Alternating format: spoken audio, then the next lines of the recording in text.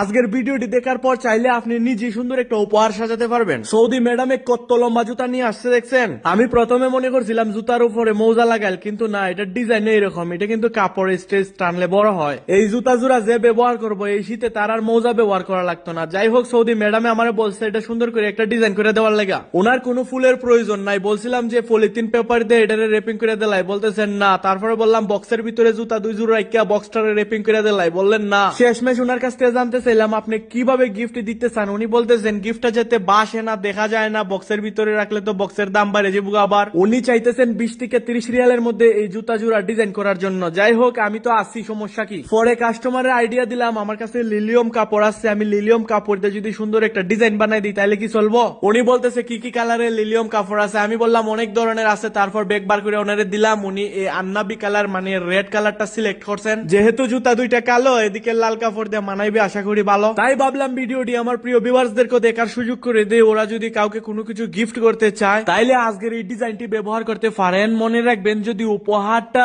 সমান্তরাল না হয়, যদি উপহারটা উঁচু নিচু হয়, কোনো ধরনের বক্স না থাকে, তাইলে এই ধরনের আপনার লিলিয়াম কাপড় বাজার থেকে কিনে এনে আমি যেইভাবে কাজটা করতেছি এইভাবে চাইলে আপনিও করতে পারেন, উপহারের সৌন্দর্য ফুটিয়ে তুলতে পারেন। দেখছেন শাড়ির কুচির মতো কিভাবে লাইন লাইন তৈরি হয়েছে। লিলিয়াম কাপড় দিয়ে কাজটা করলে সত্যি অনেক সুন্দর হয়। আমার কাজ কিন্তু এখানে শেষ না। যেহেতু ভিডিও বানিয়ে আপলোড করব, সেই জন্য চেষ্টা করব এই কাজটার সম্পূর্ণ সৌন্দর্য ফুটিয়ে তোলার জন্য, যাতে করে আপনারা কিঞ্চিত পরিমাণ আইডিয়া নিতে পারেন সুন্দর একটা উপহার সাজানোর। আপনারা অনেকেই আছেন যারা বিয়ে শাদীর দাওয়াতে বিভিন্ন অনুষ্ঠানে যান গিফট নিয়ে, গিফটের বক্সটারে আপনারা দোকান থেকে রং বেরঙের পলিথিন দিয়ে রেপিং করে নিয়ে যান। বলতে গেলে দেখা যায় বিয়ে বাড়িতে সবাই একই ধরনের রেপিং পেপার দিয়ে রেপিং করে নিয়ে যায়। আর এখন থেকে যে কোনো একটা উপহারের বক্স যদি আপনি বিয়ের অনুষ্ঠানে যাওয়ার আগে সুন্দর করে এইভাবে লিলিয়াম কাপড় দিয়ে রেপিং করে নিয়ে যান। লিলিয়ামের অনেক কাপড় আছে, আপনার পছন্দ অনুযায়ী কাপড়ের কালার সিলেক্ট করতে পারেন। আমার বিশ্বাস বাকি 10 জনের হাতে যদি গিফট থাকে অন্যান্য পেপার দিয়ে রেপিং করার, আপনার হাতে এই ধরনের লিলিয়াম কাপড়ে একটা রেপিং করা গিফট বক্স থাকে,